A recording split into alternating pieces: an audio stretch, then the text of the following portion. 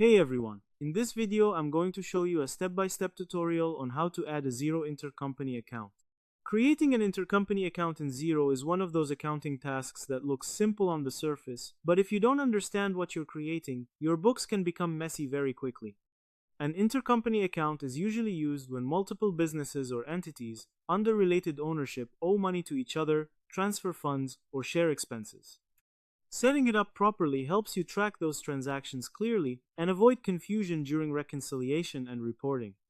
Start by logging into your Xero account. Once you're inside the dashboard, you'll be able to access the accounting setting. Open the accounting section. From the main navigation menu, click Accounting. Under Accounting, click Chart of Accounts. The chart of accounts is the backbone of your accounting system. It organizes assets, liabilities, revenue, expenses, and equity accounts. Every transaction in Xero eventually touches an account here. Now, click Add Account.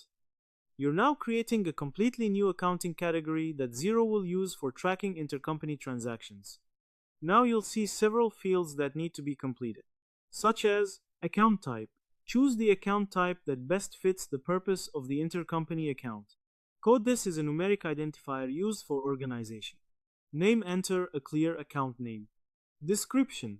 Add a short explanation of the account's purpose. Tax type, choose the appropriate tax setting. Once all details are entered, click Save. What happens next?